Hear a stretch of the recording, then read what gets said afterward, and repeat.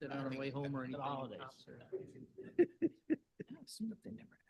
Oh, let me grab some. No, Yeah. no. Well, you know, that's it.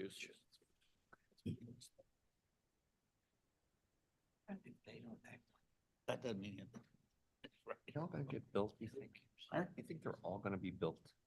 What's that? Personal. You think they're gonna build them all? I don't think they're gonna build them. all. I've got one, I know, but I mean, I and we're think building there- it bigger. there's Oh, only so much you can have in an area. It's like a race to. oh, construct. yeah, I think Wife and budget.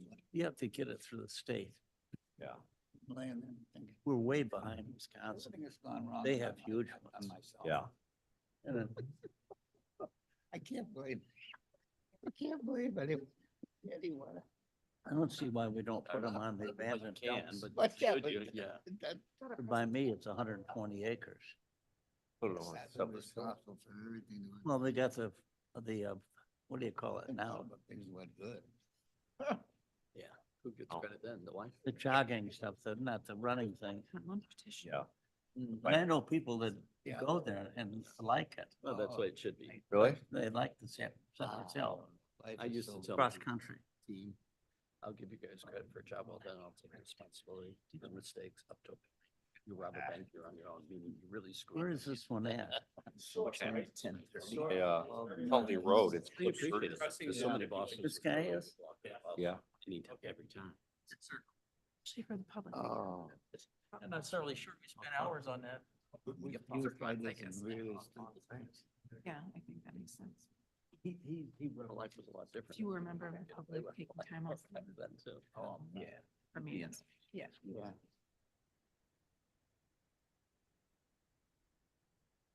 Educational process. Still learning, still learning. Good morning, everyone. It is about 10:06 on December 19th, Tuesday. And I'm here to start the King County Development Committee. Clerk, please call the roll. Berman, Herman's here. Doherty, Doherty here. Iqbal, Equal present. Kenyon, Here. Linder, Under here. Davis, Caius, Guy is present. Williams, Williams here. Ford, Board President. Pepe. Deputy here. We have an in-person quorum. I believe we have one remote. Anybody's on remote that's on the committee, or I believe they're here for health or family reasons, and any objections to having a remote join our meeting? Seeing none, we're gonna move on to approval of minutes for November 21st, 2023. Mr. Chairman, this is Caius. I would ask for unanimous consent from the committee to approve the minutes of November 21st, 2023. All right, I'm. all in favor by saying aye? Opposed, same sign. Moving on, monthly financial report.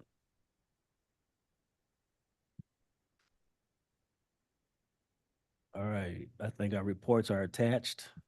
I know there any questions or comments. All right, we're gonna move on to public comments. All right, I have Emily Honick. Emily?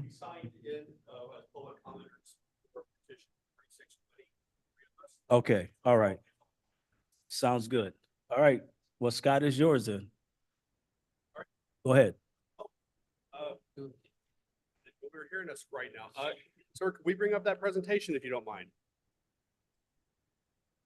Are we done with the reports? So, we're the applicant behind a solar project, petition 4620. We've been through the ZBA, they made the stipulations, they made all the recommendations in their proposal, to our proposal. This May presentation. I interrupt? I'm Yes, sir. sorry. May I interrupt you, please? Should we have Mr. Van Kerkhoff maybe introduce the project and then let them speak? I think since they're here, they are the applicant. We can do that if it prefers. The committee prefer to allow them to speak after the presentation. I think that'd be better. Okay. Be more efficient. Consider what you're talking about. Yes, sir. Okay, all right, we'll do that then. Thank you. Okay, thank you. All right, Mr. Chairman, sure. Are we skipping I don't know if anything left, yeah. item 7A and Microphone, please. No, we're not. We just did public comments on the agenda. That's all. That's the order it's on here. Actually, our state's attorney has to leave, so we're gonna go into, ask the committee to allow to go into closed session. Is it for litigation or? This be the closed meeting minutes, is that correct? Yes. Williams will move to go into closed session to review closed session minutes. Splinter second. A waste of time. Mormon, Berman, yeah. Doherty, Yes. Iqbal, Well, yes. Kenyon, Yes. Caius, Guys, yes. Williams, Yes. Ford. Yeah, thank you. All right, everybody online, please accept the invite to go into the closed session, and I'll let you know when we're all together. Thank you.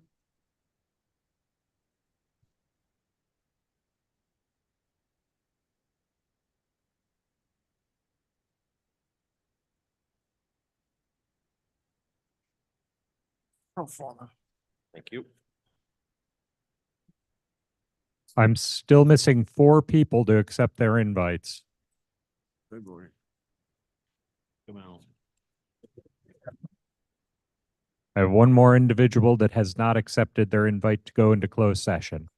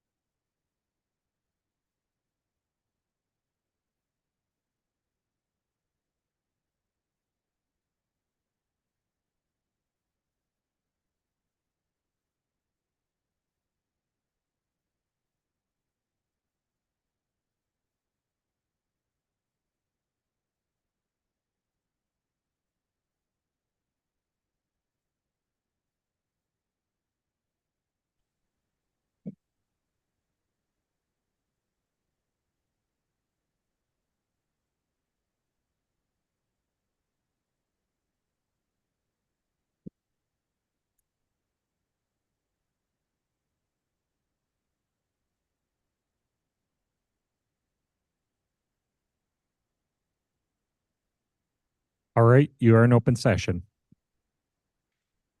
All right, we're gonna give the everybody a chance to come back in. We do roll call. Yeah. Roll call. Berman, Berman. here. Doherty, Here. Iqbal, Iqbal present. Kenyon, Yes, here. Linder, Linder here. Davist, Davis here. Caius, Vice President. Williams, Present. Ford, Board present. Tepe. Be here. Quorum. All right, we're gonna move right along to our building and zoning division. Good I morning, believe- everyone. I was gonna say, I believe Mark is online. Yes. Thank you. Yes. Good morning. I am online this morning. I was working remotely sick last week, and even though it's the season of giving, I didn't want to give anything to any of you. So I'm up in my office.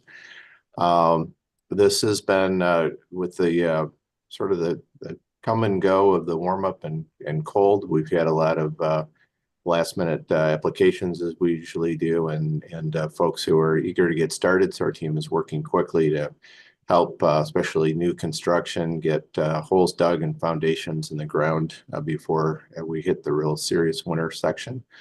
And our team is working really well and effectively. You're going to hear more again from John Mall on the property code enforcement later on in a separate report.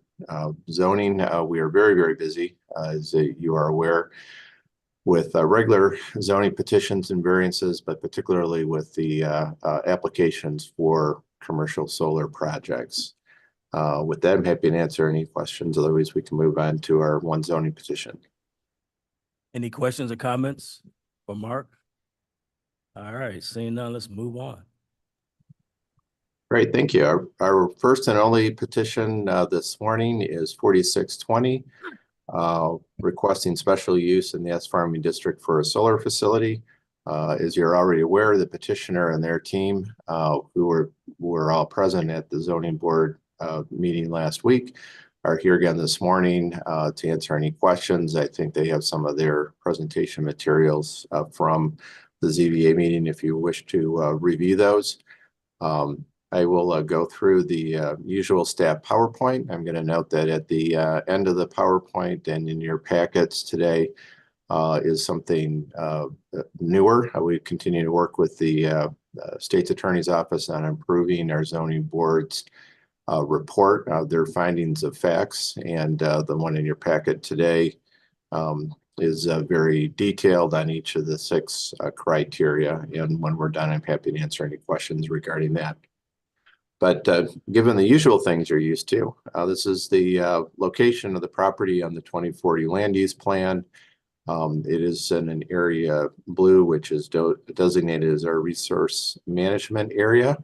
This is an area that the land use plan recognizes could be developed in the unincorporated area. It could be developed through a municipality. You can see Gilbert's just to the west, Algonquin to the north, and Carpentersville to the east and south. So all this is within all 3 of their planning jurisdictions. This is also, I'll note, along the Huntley Road, Longmeadow Parkway corridor, is subject to an intergovernmental agreement between the 3 communities, which has been pointed out in comments by the villages of Algonquin and Carpentersville. Next slide, please.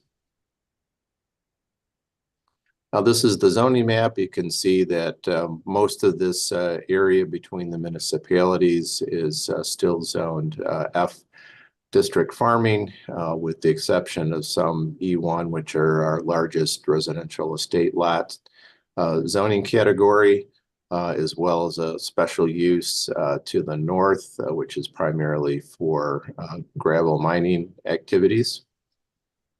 Next slide, please. Here's a close-up. You can also see that you have the Benning Woods Forest Preserve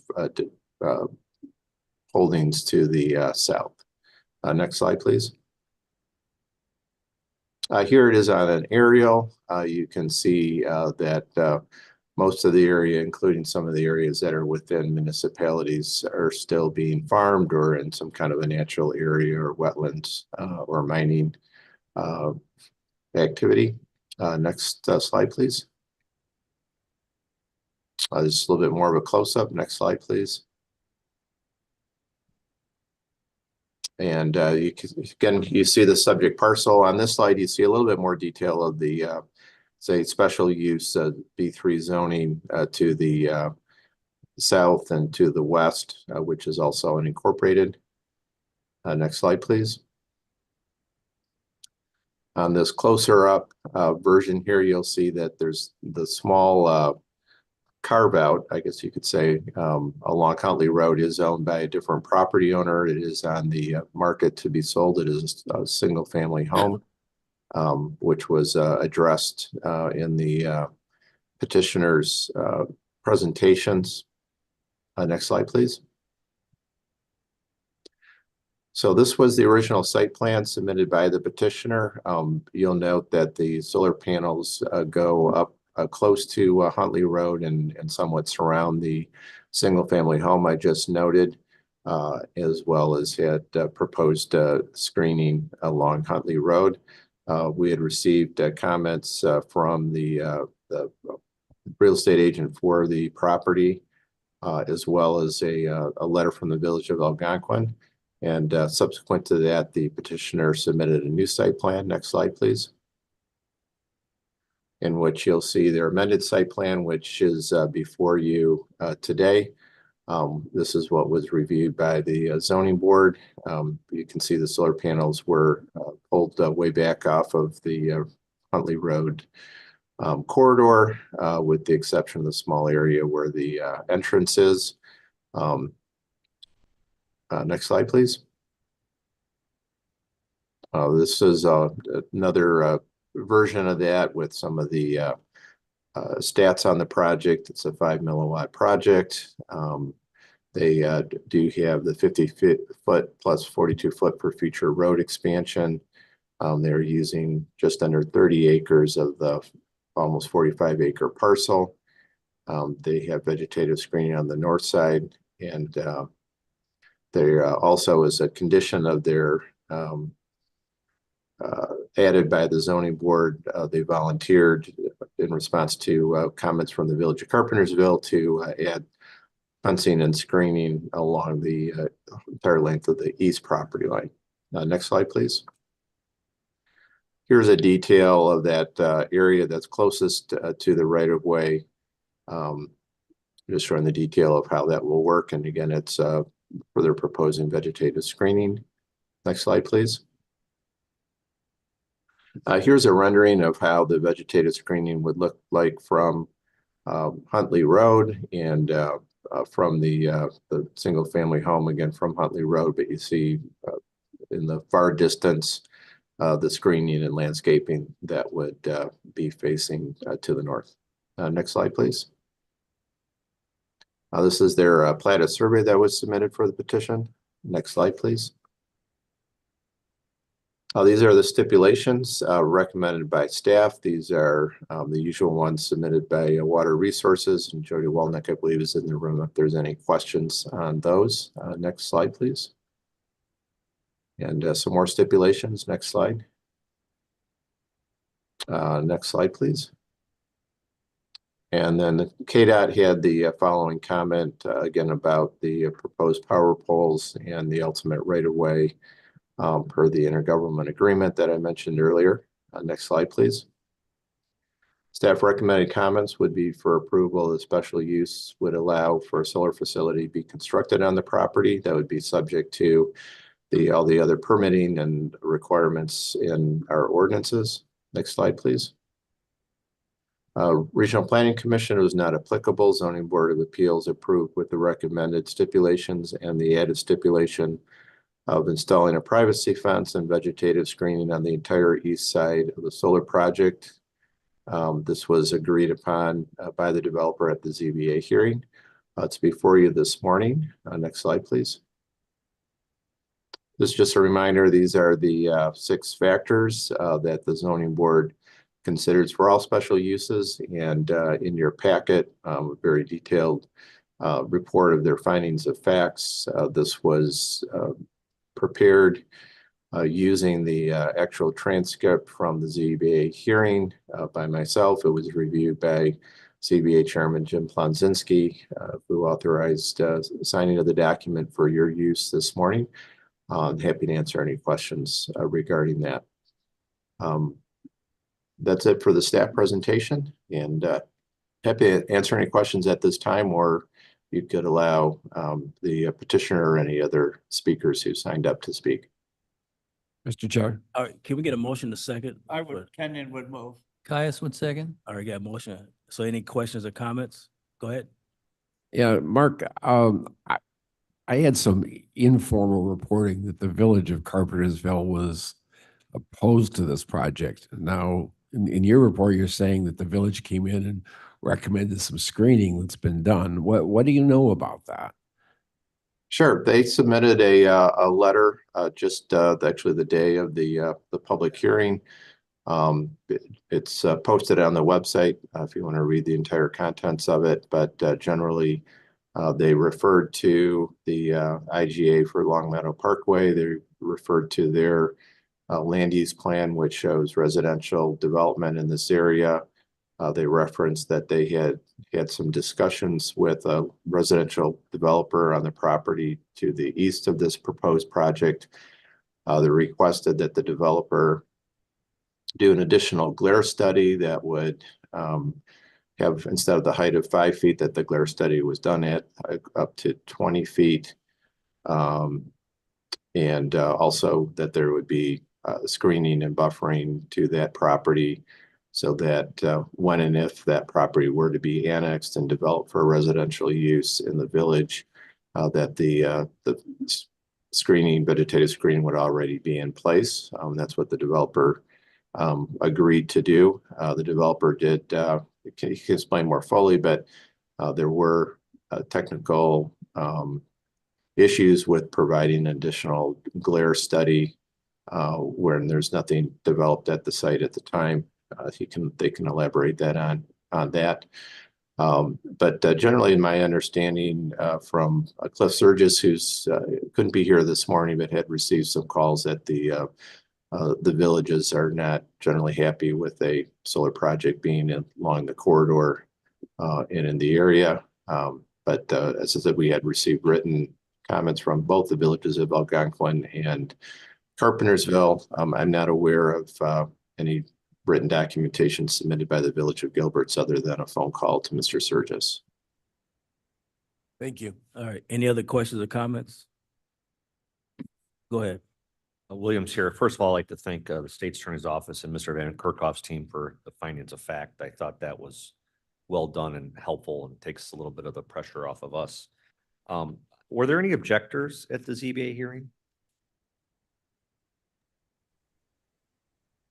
At the first hearing, there was the real estate agent for the property, the single family home, was there. That hearing was continued because the petitioner had brought into that meeting the new site plan that's before you this morning with the considerable setbacks from Huntley Road and no longer surrounding the single family home. They had submitted an additional letter of concern at the public hearing. A part of the testimony by the petitioner included a detailed real estate analysis of the specific property and surrounding other properties, which I believe they may have with them this morning if the committee wants to see them. And based on that evidence and testimony, the ZBA made the findings that they did. All right, any other questions or comments? Yeah, Mr. Chairman, Go ahead. Hey, Bo. couple of things. Number one, I appreciate ZBA's effort in putting forth the finding of facts, which were very good.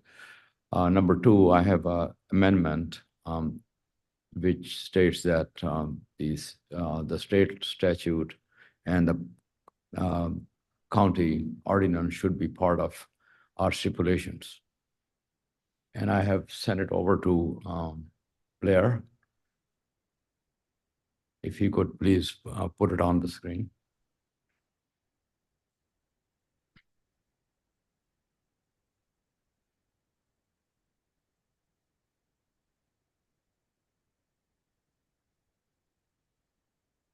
Yeah, these are the two amendments that have previously been brought up and approved by the board. They state the very obvious thing that we are going by the plan that is submitted to us. And number two, it includes all the requirements of the statute, the federal law, and the county ordinance. So I move that we incorporate these two amendments. In addition to that, I have one other set, which is more editorial, that will come later. Okay. Do we get a I'll second? second it. Second it. Any questions? I guess I have a question. Go ahead. So Dr. Iqbal brings this up frequently when we have these petitions, but I know they're not coming from the development department. So I'm curious, what's the impetus for the amendment and what's the development department's position? Because on its face, I don't have an objection with it, but I'm just curious why it's not just part of the stipulations we're receiving from the development department every time we have a special use application. Yeah, that would be my question too, Mark. I don't think he has objected to it. They incorporated it after it was passed, but I will also request the development department to make them part of the stipulations. If Mark has any comments, I would be like to hear from him. So Sure. right now, go ahead, Mark. Yeah, the development department doesn't have any objection to these being additional stipulations. Our staff opinion is that these are pretty plainly outlined in the ordinance, so they're perhaps somewhat redundant, but certainly if the board would like to have it attached to these special uses for additional clarity, we're happy to do that. It's not on this cycle because we had already had our recommendations incorporated to the staff report to the ZBA for this past hearing. But I guess I would request consensus of the committee if the committee would like us to include these stipulations on all future special uses. We can add that into our regular staff recommended comments for the ZBA to recommend and come back to you, and then you would avoid the continued amendment process at this point. But I would appreciate, staff would appreciate some direction from the development committee. Go ahead. Wouldn't these conditions just be a matter of fact in a petition? Like if you submit a petition for a project, you have to construct the facility in accordance with the petition. Otherwise, you're not in compliance with their approval. So while I don't, like I said, I don't object to these generally, I think that it just restates what the practice is already and law. I guess the question is, does this come through as a policy in the near future, or? Well, and maybe we ought to look at our special use ordinance and maybe that would be the place to add these types of conditions other than just doing this every time. Dr. Iqbal, do you have a suggestion on that? I would say they should be included. Also, we should go and visit the other 13 stipulations that we have. They are also part of the ordinance. There's nothing new in there. As I would show it later on, I think some of them are written on the plan. All right, so we'll put that up for further discussion. Yeah. But for right now, let's take a vote on this amendment. Any other questions or comments? Go ahead. There's no objection from the state's attorney as well on this, right?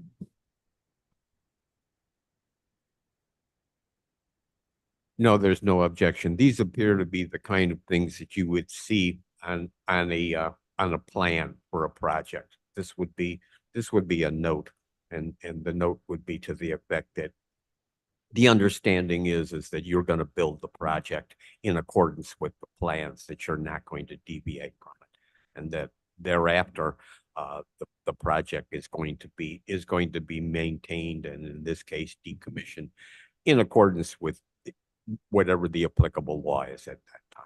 So state's attorney has no objection to the inclusion of these, and we would recommend that these be included in the stipulations. for all of the solar power petitions that come before you, and there are going to be more, and there are some that are pending to streamline the process that you all have to deal with. There you have it. All right. Any other Shepro. questions or comments? Mr. Shepro? Chairman, Alan, Go ahead, Shepro. I just would also suggest that Mr. Williams' suggestion that perhaps the special use ordinance itself could be reviewed. I think it's been a while since there was any substantial revision to it, other than the amendment for solar panels. All right, we'll make note of that. M- Debbie had go ahead. thank you, Mr. Chairman. I thought that in 14, the reference to the site plan might be helpful because it seems like we frequently get altered site plans at full board. It'd be great if, we could get a complete package at full board, but it's especially important that when they make these last minute revisions and they're waving them at us, and if we approve it because of that, I'd like to, make sure that the site plan that we're approving is actually the one that's attached and the most recent one. Thanks. Well, that's actually a very good point, because I think if you could put that language back up, what it should say is it should be the site plan that's approved by the board, because technically this isn't the original site plan that was attached to the petition. This is an amendment. And, I just want to make clear that, we're voting on the amended site plan, and that there's some wiggle room in there. So we might want to clean that up a little bit. Well, just watch you add the word final in front of site plan, Doherty. All right. Any other questions or comments? I'm just going to comment. I was going to bring up under new business, but since Mr. Williams has gone there, I think we need to take a broader look at our special use permitting. We basically are permitting all kinds of little hodgepodgey things here in residential neighborhoods. So I do emphasize that I think we need to take a look at it. All right, so we can do that. So for right now, if we can get this out the way, this amendment. Any other question or comments on the amendment? Well, if I could make an amendment to the amendment, then I would, for purposes of this amendment, I would just say the proposed special use is approved contingent upon compliance with the plat of survey and the amended site plan attached to said petition. Do you have any objection to that, Mr. Iqbal? No, I don't. Well, it is attached, whatever is attached, whether it's amended or original. Okay,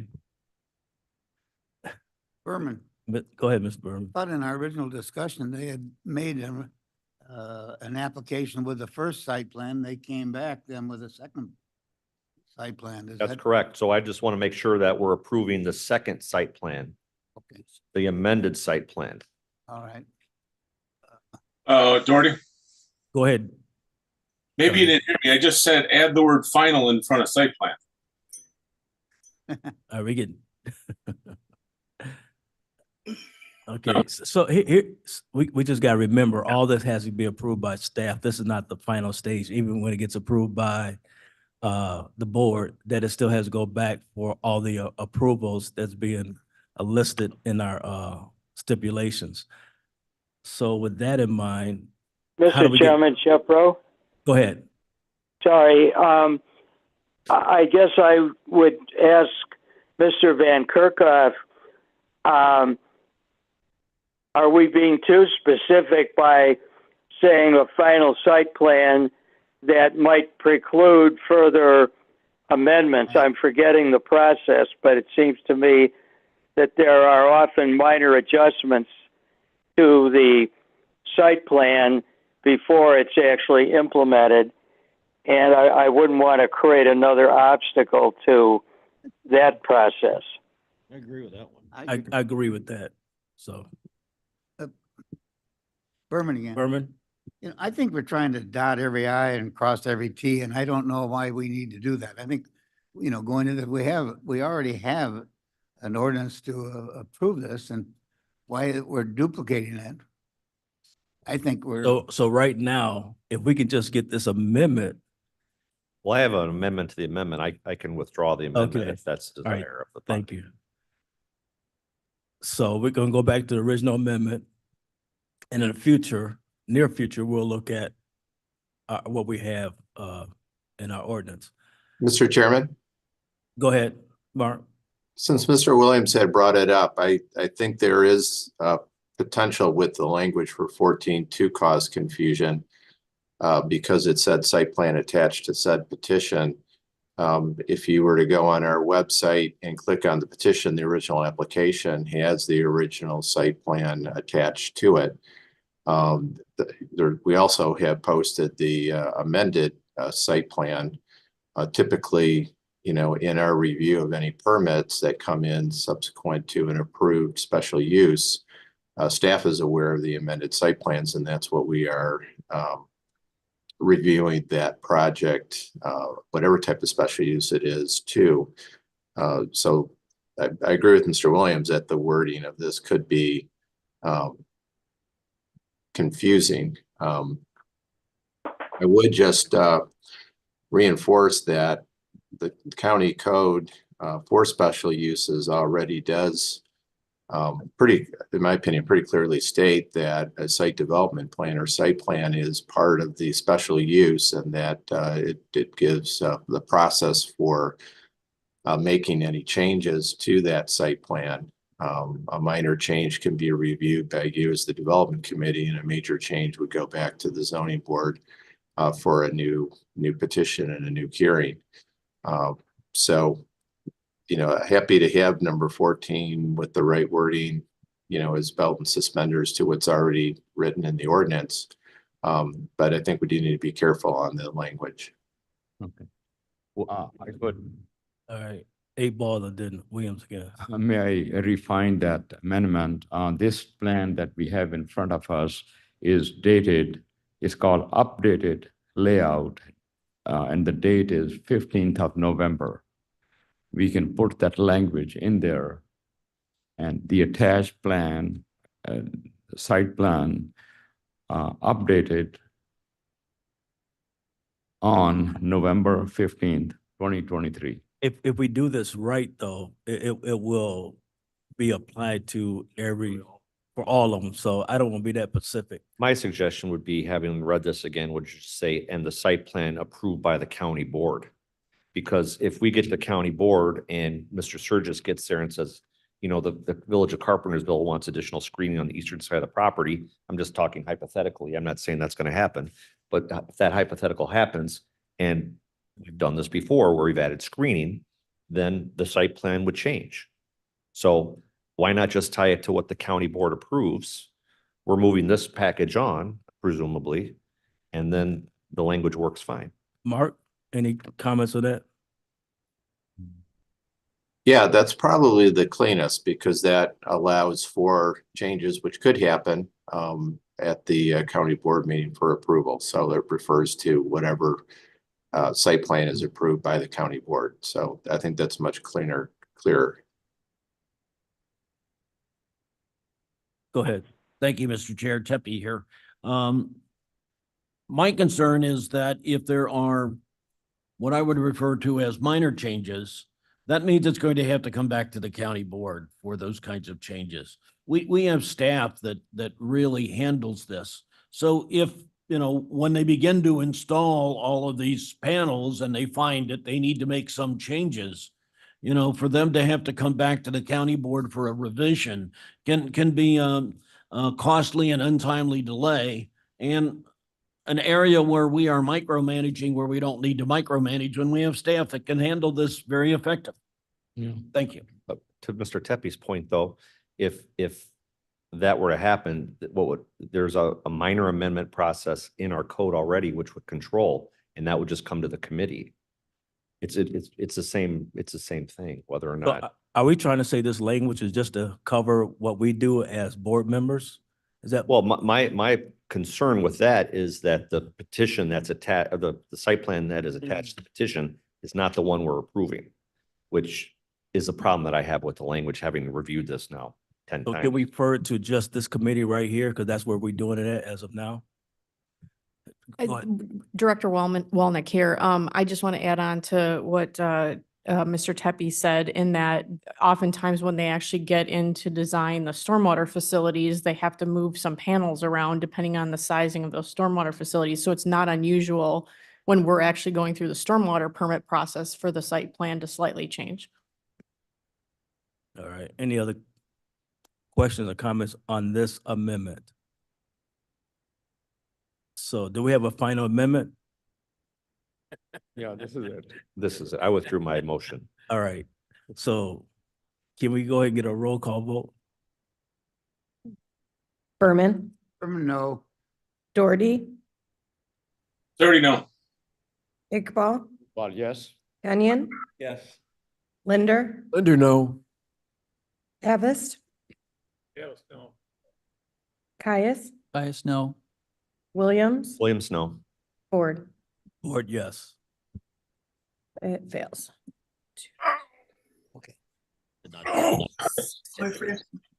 One of my rebates are. So the. I agree. Oh. How did it come out? All right, it 6 failed. to 3. All right. So now going back to our petition, I think we do have a presentation.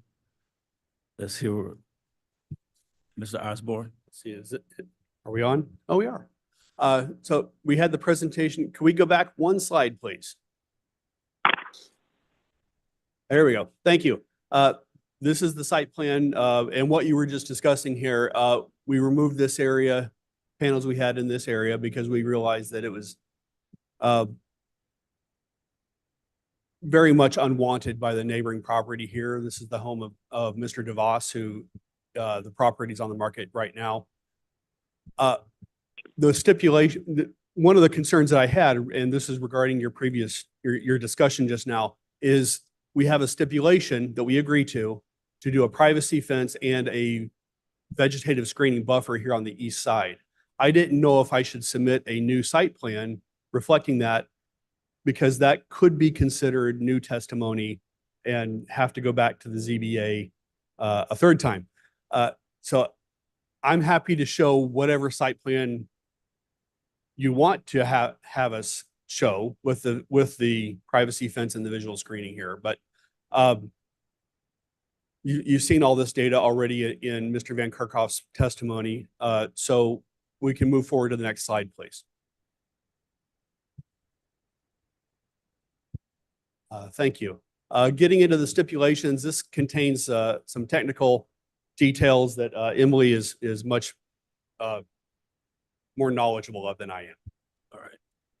Good morning. Morning. Hi. My name is Emily and I'm the civil engineer who helped design. Get it to Mike a little bit more. Get it. Hear me better now? Yes. Okay. I'm Emily and I was doing some of the civil engineering design on this, and per your stipulations, we do plan to apply for a stormwater permit. So I'm just going to briefly hit on some of these topics. We do know that this hits the threshold with our impervious area. We're over 5,000 square feet. So we will be doing BMPs on site. As you can see, the little red circles on our site that will be sized at final engineering with the Minnesota impervious calculator. We are below the disturbance level, so we don't anticipate any large basins or viable outfall needed for the site. You can go to the next slide.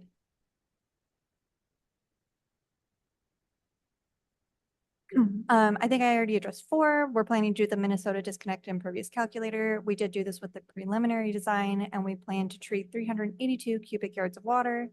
A drain tile study will be conducted prior to final engineering. And per the last stipulation on this page, drain tile will be routed around the panels as to not interfere with the roots of the vegetation underneath the panels. You can go to the next slide.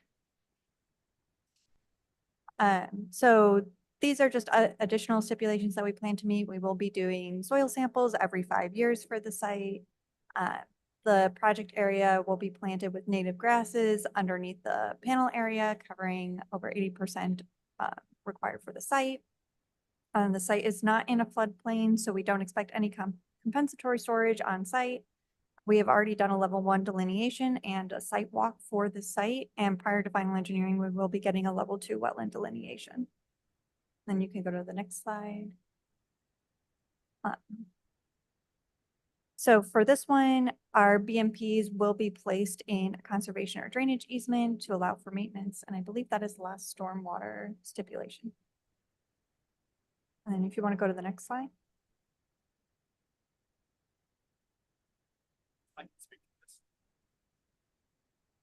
Early on in the process, the KDOT, the road department here in the county, informed me that Huntley Road, as it's currently shown, is 76 feet in width, and the future plans call for that road to be expanded to 160 feet in width, total right-of-way width. So the south side of the right-of-way would be presently 38 feet. We add 42 feet to get to the 80 foot for the half, and then 50 feet so that will remain appropriately set back from the future expanded Huntley Road.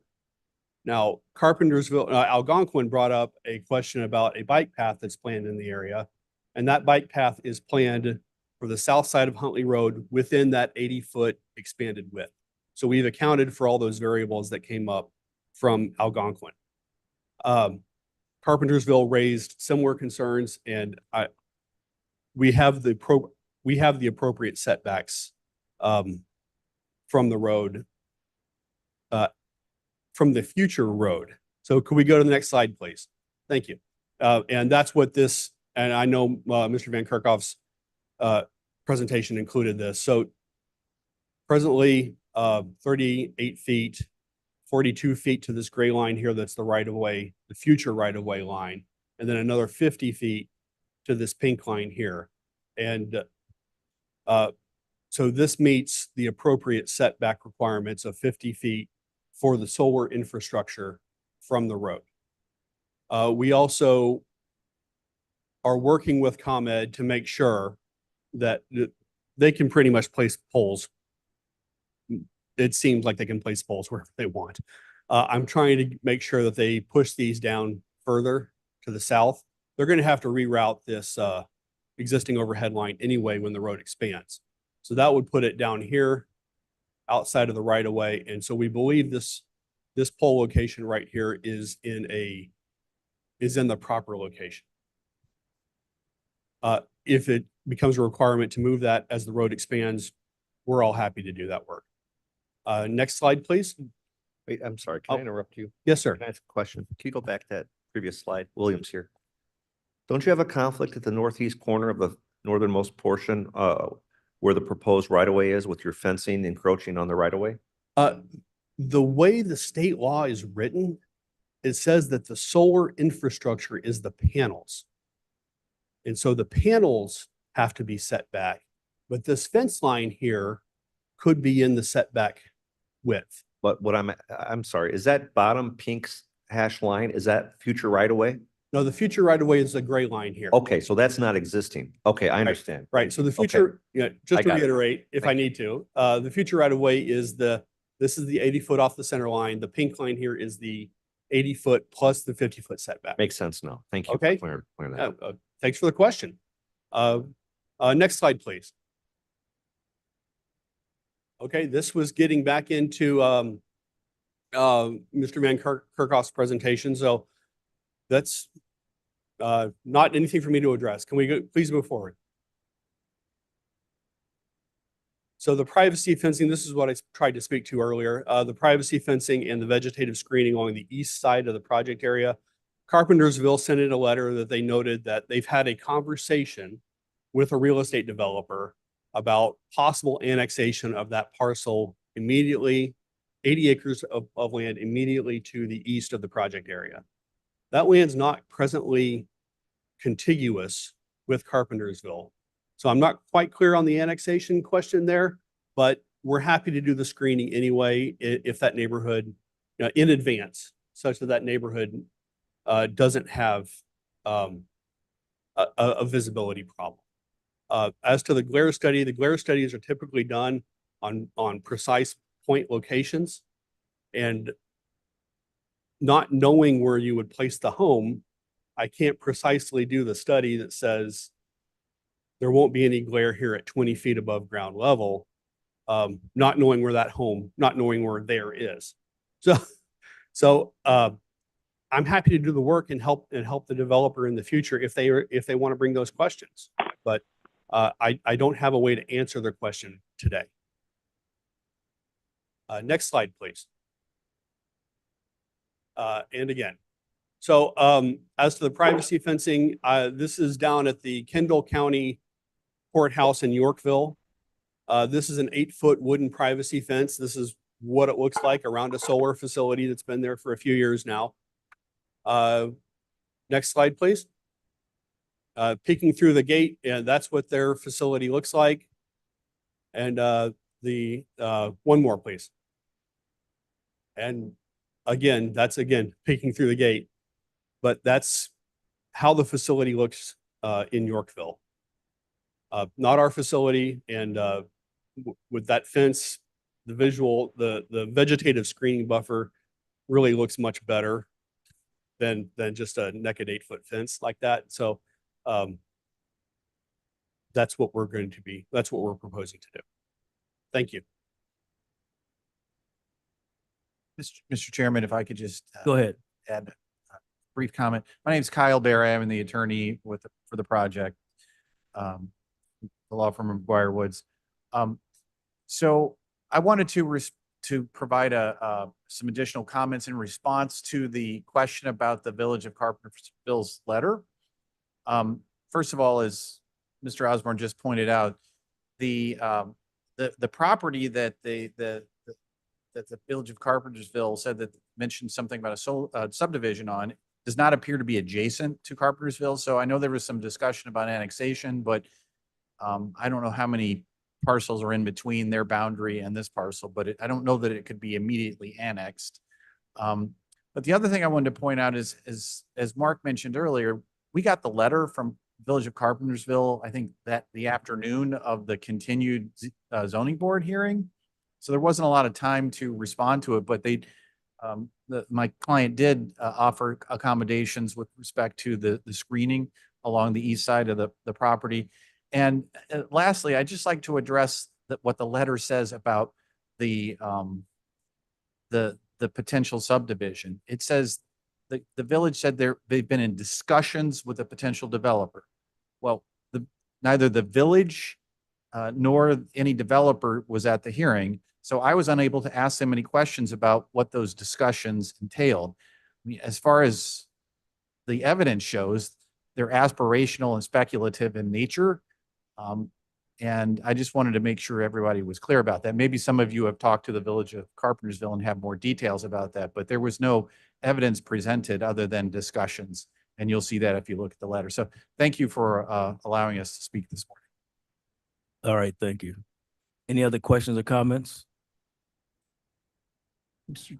Chair, Go ahead. this is Caius, Caius. and this is up by my area there. The question just north of Huntley, that whole special service unit that's across Huntley Road, that's a giant gravel pit right now, isn't that correct? That's what I gather from the.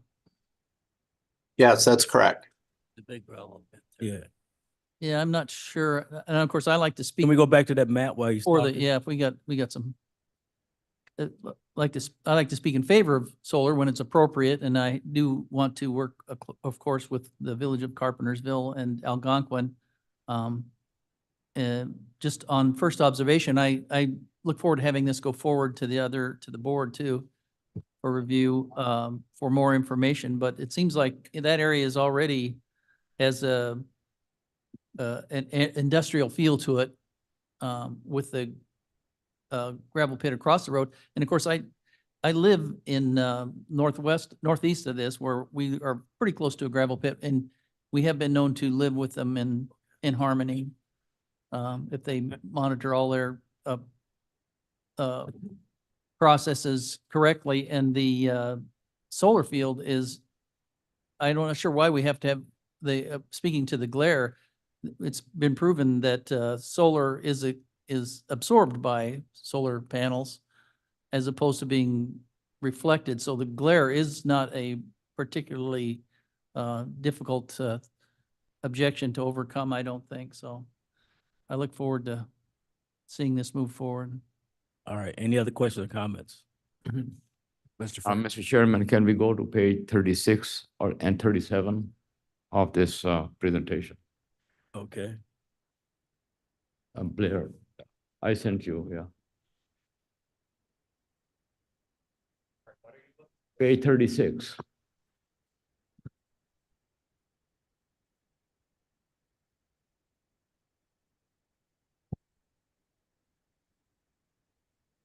Yes. Yeah, in this page, these are the stipulations. There are actually two sets of stipulations in the packet. The one that we were presented before in a kind of a green color, and this is another set. So it looks like this is the formal draft of the stipulations. I like to clarify this thing. Is this a set of stipulation or the one we were showed before? Mark, They should be identical. This is the format for the zoning petition as it comes to your committee and will go to the full county board meeting. If there's any additional conditions or guarantees that are recommended by the development committee today, that would be added to this. But these are, in a sense, the official stipulations that would be adopted by the county board at their meeting in January. These are also repeated in the findings of fact report that is in your packet from the zoning board, because it is part of the staff recommended and the zoning board additional recommended stipulations that support or are part of their findings of fact that there are no, negative impacts according to those 6 criteria, and these conditions and guarantees and stipulations help support that finding. My comment is that they are not exactly the same, and the language changes, particularly if you look at the item number 12, which is at the bottom of the page. It does not read well. The English sentences are not good. The previous one was better. So I don't know what happened between this one and the next, the other one. If you look here on the second line from the bottom, right away, and then it says 164 period, and then starts again. So it's not a complete sentence. Could I speak to that? This Go ahead. was, I'm Kurt Nyka from KDOT. This statement 12 there was from KDOT, and that was an early version, but you're right, Mr. Iqbal, that did get kind of improved in the later version that you saw in the green text. So we were looking for that later version of text that's on a later slide to be the KDOT comment. So this is not the proper version then. But it looks like this is more formal than the other one. Yeah, so that our apologies on our zoning team. This early version should have been revised as it was in the PowerPoint, should also have been revised in this document to reflect the latest version from KDOT, and we will have that corrected before it going on to the county board. Yeah, okay. So this is, the wording request is not proper wording for the resolution. It should be requirements. Okay, so having discussed this one, let's go further up north. And there is a mention in, I think, item about the imperviousness. And my question is to any engineer or Mark about explain it to me what the impervious nature is. I have to read.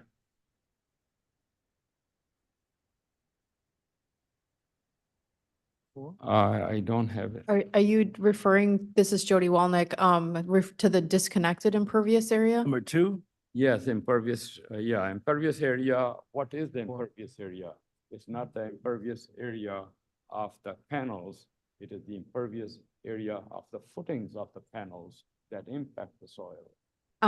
No, actually, under the Minnesota guidance, we utilize a spreadsheet that calculates out an impervious area for the panels themselves.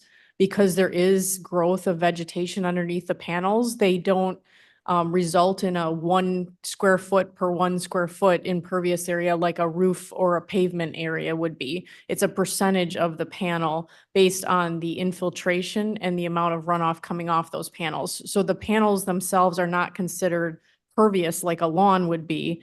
There is a percentage of impervious that generally has been accepted engineering wise across the country, utilizing this Minnesota model to calculate out that actual impervious impacts of those panels. Okay. All right, Yeah, thank you. that makes sense. Any other questions or comments? All right, seeing none, are we ready for a vote?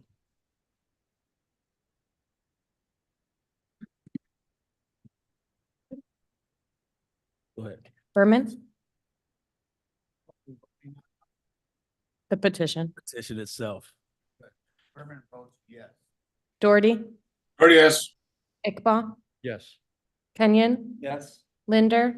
Yes. This doesn't hear. Long time. Caius, Guys, yeah. Williams, Williams, yes. Ford. Board, yes. Passes. All right, moving on. It's your Christmas present. Property code enforcement. Good morning, John Mull with Kane County Code Enforcement Officer. Code enforcement continues to be busy and we're receiving a fair amount of new cases, even though we're moving into winter. We've prepared a monthly report and it's attached in your packet. I'll go over just the raw numbers or our statistics for last month. We had 31 new cases, 30 cases were closed. 33 cases remained open at the end of the month and 1 new case went to adjudication. Additionally, for the month, we continued to work with area code enforcement divisions, Batavia, Geneva, St. Charles, North Aurora, and Aurora Township. I was approached by the Aurora Mayor's deputy, and they're gonna bring us some more cases, some more county cases down by the Aurora area. They're trying to clean up some of the Aurora area and they'd like us to work on some of the properties as well. We told them we'd be willing to assist them with whatever we can. That's all I have. Thank you. All right. Any questions or comments on the report? Caius? Caius? This is Caius, and I commend our team on doing a great job. On page, just to point out, page 74 though, they have those cases that, and I really appreciate you putting these graphs to find what we're doing, how long it's taking, that kind of thing. Those that are over 120 days open are 4 cases, so it's not a lot, but we're still continuing with those. Bringing it Yeah, up. absolutely. Some of them are either foreclosure properties that we have to work with the bank or locating next of kin of a deceased person or taking them to adjudication and following through with months and months of adjudication as well. So some of the cases do remain open for quite a length of time, Thank you. but we're still working on them. Don't forget a few. I got a couple. Absolutely. Forget them, John. All right. Merry Thank you. Christmas. Thank you for your work. All right, any other questions? All right, moving on to our planning and special projects monthly report. Good morning again. Yes, this is just included for information. Most of these activities are reported at other committees. Happy to answer any questions you might have. Thank you. All right. Subdivisions. It's still morning, so good morning. Good morning. Deanna Orlick with Water Resources. For subdivision, we have Gate subdivision before you. There are 2 processes that we need to work through with this board. The first one is the ordinance to establish the SSA.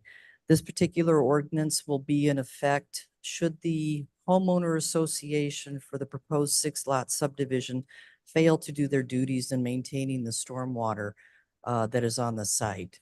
This gives the county the ability to jump in and maintain that stormwater system so that flooding or damage to homes does not occur. And the taxes will reflect the improvements that the county deems necessary. Yeah, these are very important. All right, can we get a motion and a second? Caius would move. Guys moves. William seconds. Questions, comments, William? No, I just, Mike Mike seconded. Mike seconded, yes. Any questions or comments? All right, seeing none. Roll call vote? I'm sorry, you said Kenyon seconded? No. Linder did it. I'm sorry. Berman, Berman, yes. Doherty, Doherty, yes. Iqbal, yes. Kenyon, Yes. Linder, Linder, yes. Davis, no, sorry, Caius, Caius, yes. Williams, Yes. Ford. Board, yes. Yeses. All right. Water resources. I'm Oh, we still have the final plat for. Oh, I'm Woodgate. sorry. going to, I'm not leaving yet, sorry. Sorry, I'm sorry. My fault. Go ahead.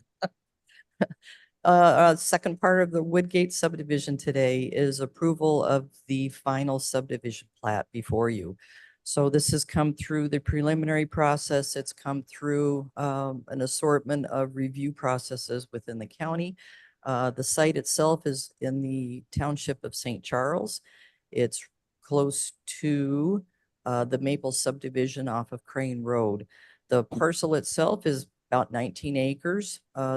There's a good 6 acres that is floodplain and or wetland. The developer would like to install 6 residential lots on this particular property. As you see on the screen before you, I do want to point out on this particular subdivision plat, there are 2 areas. One is up here in which would actually be the northwest corner of the property. There is an off-site easement that is needed for stormwater purposes. That is still in the planning, that is still in the works. The parcel that is north of this particular development recently switched hands. So the developer had to start over with the new owner in obtaining that easement. I actually had a phone call with those individuals yesterday and they will sign that document and hopefully that gets recorded within the next couple of days. The other easement is down here on the southeast portion of the parcel. That is an easement that runs over a NIGAS property. As you can imagine, dealing with NIGAS and adjusting those easements, those are cumbersome. They do take time. So those 2 easements at this point in time have not been recorded, but they will be before this subdivision plat is allowed to be recorded. Our stipulations indicate that our findings of fact, basically is the application has been made to the county for this development. Preliminary and final staff meetings have been held and the owner and the developer have addressed all comments. Proper notification of adjoining residents and jurisdictions was completed. I noted those 2 off-site easements will need to be recorded prior to the final plat of subdivision being recorded. And following the recording of the final subdivision, the homeowner association will be incorporated. All right. I believe we need a motion to second for this. Williams He moves. All right. Caius second. Caius and Williams. Any questions or comments? I got a question. So this, as of now, is this road goes into a dead end? That's correct. That road will go into a L end section. Normally when a road dead ends like that, it's a T, but as there is almost no likelihood that development to the north or to the west of this particular development will ever occur, we met with KDOT and the township and we agreed to an L configuration, which will aid the township in snow plowing, and it will also provide public access for all 6 lots that are on that parcel. The remaining portion that goes to the west, as you see on the aerial here, services the single family home that's over here. The remaining portion that goes to the north services a single family home that is to the north, and those are surrounded by floodplain wetland. So there is no possibility for development out beyond what's currently there. So fire department wise, this is Correct. okay? Yes, the fire department was also at those meetings in which we met with the township and KDOT and all agreed that this particular endpoint of this roadway will work to their satisfaction. All right. Any other questions or comments? Caius? Just, so is there just one access to the neighborhood, in and out? Technically, there is just one public access. The road that heads to the west actually has what we believe is a farming bridge that crosses Fearson Creek. We don't recommend anyone actually use that bridge, but That's to the top of this area, that would be to the west of this aerial. which is to the top. Over here in this general area, as the creek comes down, this road comes through to the west, wraps around and comes down, and there's in this area here where the river crosses, the creek crosses, there is a farming bridge that you can get across there, but we would not, it's not a public entity. All right. Any other questions or comments? Seeing none? Roll call vote. Berman, Berman, yes. Doherty, Doherty, yes. Iqbal, Yes. Kenyon, Yes. Linder, Yes. Caius, Yes. Williams, Yes. Ford. Ford, yes. Passes. Right. Now, environmental resource. We have no items under environmental or water resources. Oh, darn. We like to hear that. Our Office of Community Reinvestment has a resolution, and I believe Scott is online. Yes, Mr. Ford, I'm here and wish you a good morning. We do have one item for you today, as you mentioned, and I apologize that we were not able to get this into your agenda packet before Savannah posted it last week to the web. But I do believe she's distributed our item either by email or hard copy this morning. So if you could please confirm you've got that in front of you, I'm happy to present that to you today. We do. Okay, thank you. You'll recall that a few months ago, we brought to you a resolution approving a reorganization of our community development and workforce development divisions in my office. Today, we have a tweak to that plan for your consideration. It basically involves shifting a total of 5 positions that are responsible for various fiscal and administrative functions in our department into a new division. Currently, our community development division employs 2 finance staff that work on our housing and our community development programs.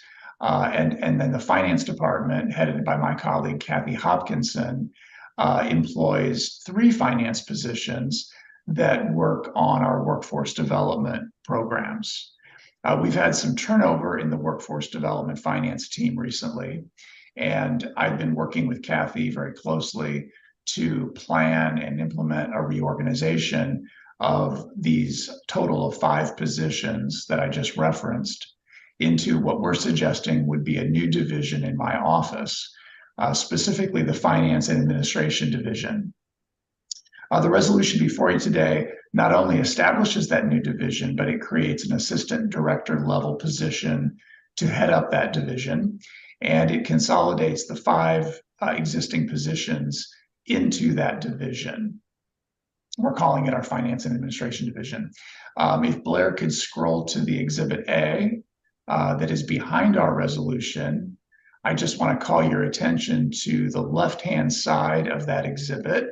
Blair, do you have that available?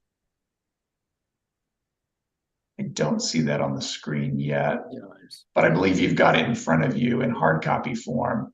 What you'll see is an organizational chart for our office, and I just want to draw your attention to the left-hand side of that document, outlined in a red square. You'll see the new division with the label Finance and Administration Division, the new Assistant Director position, which actually replaces an existing staff person, as well as the 4 subordinate staff that we envision will work in that office.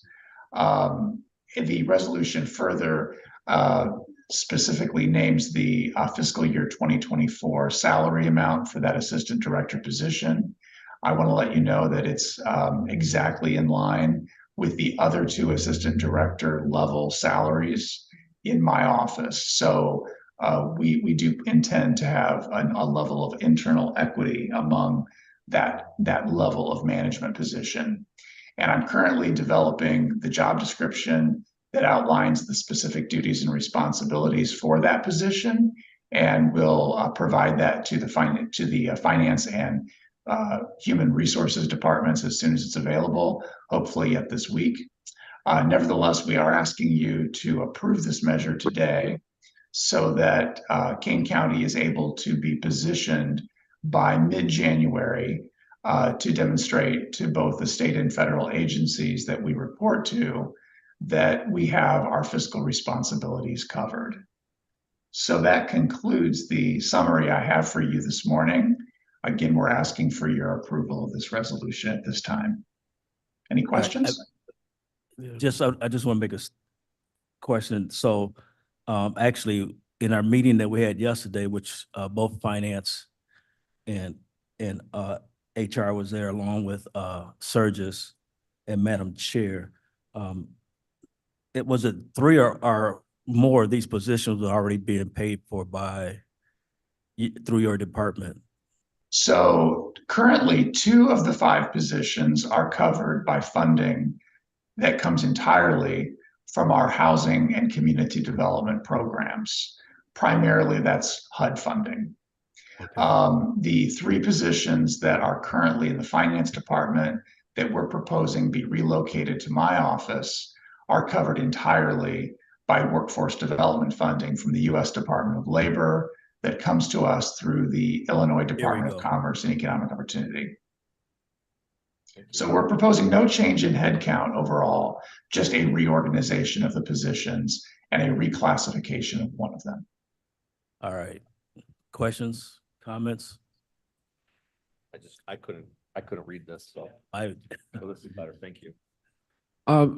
So you haven't done a position description on this yet, and I understand that you're doing this quickly. For whatever reason, you've chosen to do it quickly. But we've just gone through this whole equity study kind of process, and we're using position descriptions in a specific way to set levels on these things and so forth. And I'm a little hesitant to approve a new position until the position description has been put in place. And this would be a new hire, is that correct? That is correct. You've already located this new hire? No, we would post the job and consider applicants for the job. So internally, all this has been looked at and reviewed, and everybody's kind of in agreement with it, I believe. Well, I can tell you that I've worked directly with Kathy Hopkinson in just a matter of a few days to craft this plan so that we can ultimately take this through this committee, plus 2 others, the Finance and the Human Services Committee, the Executive Committee, and ultimately the County Board. So this matter, as I understand it, is subject to the review and approval of a total of 5 panels, including 3 committees of the County Board. I'm sorry, 4 committees of the County Board and the full board itself. But my anticipation is that ultimately the board might consider this resolution at their January 9th meeting so that early in 2024, we can demonstrate to our funders that we have our financial house in order.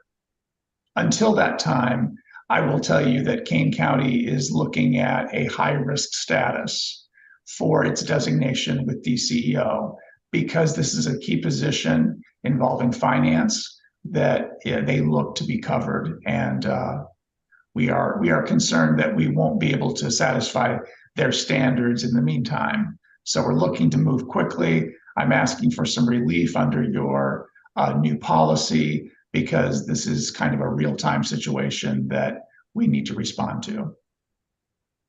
Any other questions or comments? Yeah, I want to continue.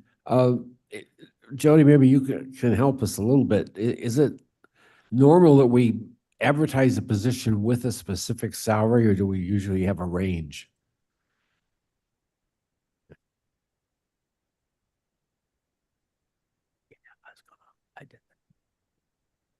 Normally, we would post a salary range with a position when we post it, go through the interview process and then choose a candidate and then pick that salary. So I don't have a comment on it right now. I have not seen a job description to look at. That job description and the requirements of that job is what would be used to then determine the salary range for the position.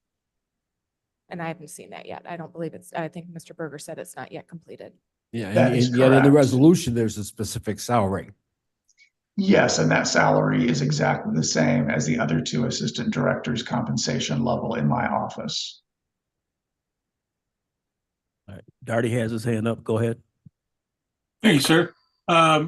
So, Mr. Berger, you said that we're going to have a problem with our appearance of organization if we don't set this up, but this is new. So have we always had appearance of financial disorganization? So what I'm specifically, I can answer your question, Mr. Darty.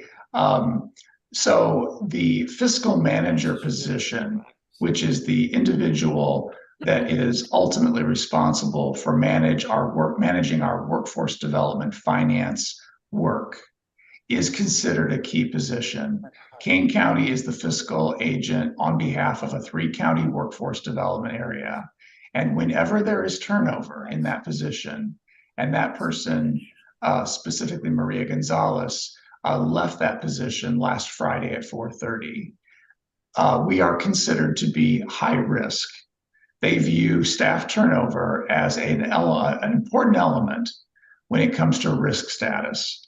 So I can pretty much tell you that the next time that they perform a risk evaluation for Kane County, we will likely be deemed high risk. So it's very important that we get this work covered by a new person. So that's the reason for our urgency today, to demonstrate to the state and the federal governments that we are preparing to cover our fiscal obligations. So actually, the division is new, but the position is just a replacement position. That is correct. And what I'm proposing to do is to elevate that position to an assistant director level position so that going forward in the years to come, that we have a team that is better prepared, cross-trained, and ready to cover these obligations so that a vacancy doesn't create an urgency going forward, but it's something that can be absorbed over time as staff come and go. Yeah, okay, but the point is, you're putting us in a precarious position by trying to race to set up a new division and hire a new manager when all you need to do is replace the person who left. You could post an ad right this second because you already have a job description and have it filled by the middle of January as opposed to not. So what I'm proposing is to make a change here that creates a greater level of security for my office in Kane County. I'm taking an opportunity here to make a reorganizational change that I believe and am recommending to you will ensure greater security for Kane County. Any other questions or comments?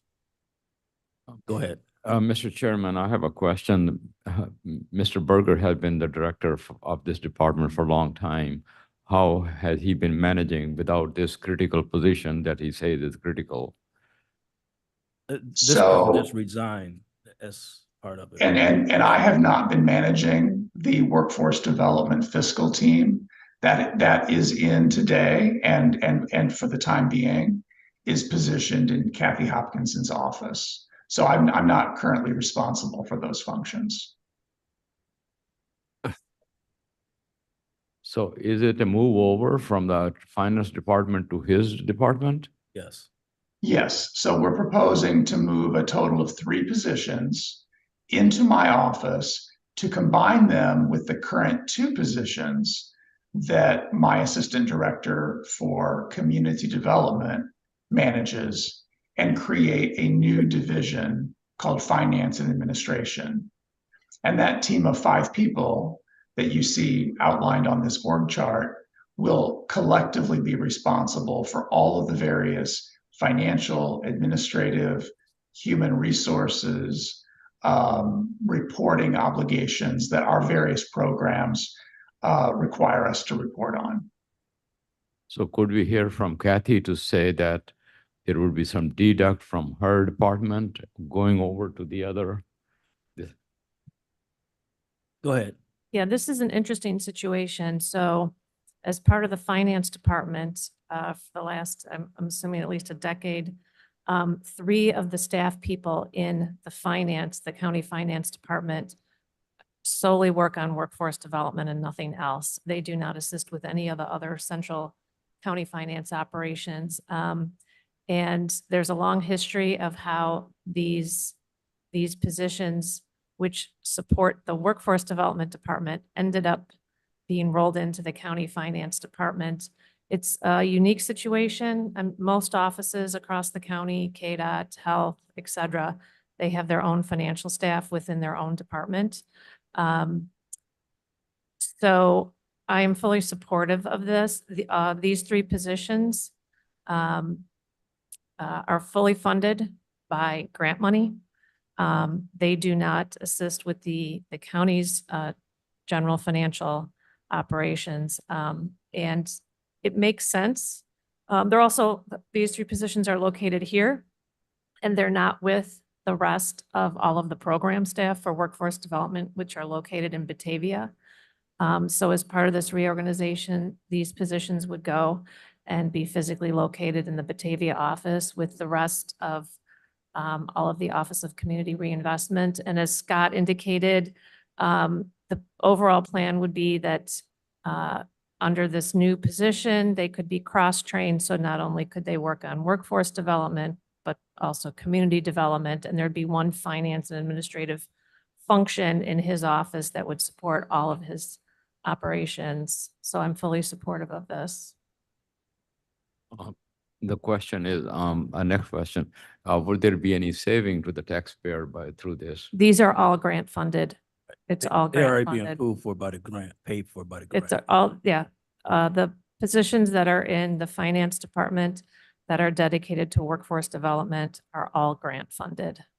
They do not, none of their funding comes from the general fund or. Yeah, does anyone know what's the ratio of the expense of this office running the grants versus the grant itself? If the ratio is all the money from the grants is spent by the department itself? I can tell you that the level of and sophistication of grant reporting that has to be done, it's not just one grant, it's rolling grants, it's multiple grants. Each grant is its own contract. There's various reports that are due. There's a report that's due tomorrow. There are various grant reports that are due to various agencies, and all those grant reports are what brings in the reimbursement revenue. So there's a constant level of reporting to submit packages, reimbursement packages to the state through which the federal funding flows to draw down those funds to pay for all of these programs. Yeah, the concern that folks have is that Illinois is a very heavy government state per capita. Expenditure is very high. Yes. And we are increasing the number of employees in this sector. Are we contributing to that heavy government? Actually, there's no add to employees with this. No, one of the individual who was, there's 3 current positions in the finance department, the county finance department. The individual who was the fiscal manager resigned. So that position is in this new reorganization would be reconfigured into this assistant director position to bring together these, both the community development side and the workforce development fiscal staff. Yes, I want to emphasize, we are not proposing an increase in headcount. We're Right. proposing a reorganization of the existing positions. Any other questions or comments? Oh. Seeing none. Can we get a roll call vote? Berman, Herman, yes. Doherty, yes. Iqbal, Yes. Kenyon, Yes. Linder, No. Caius, Yes, yes. Williams, Williams, yes. Ford. Ford, yes. Passes. All right. Any new business? Seeing none, reports placed on file. Can I get a, Mr. Yeah. Chairman, this is Caius. I would request that the committee place the reports on file by unanimous consent it was,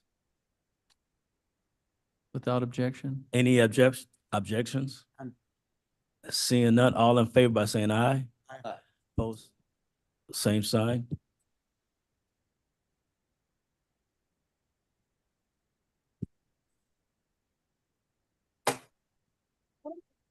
All right, now, we already had it.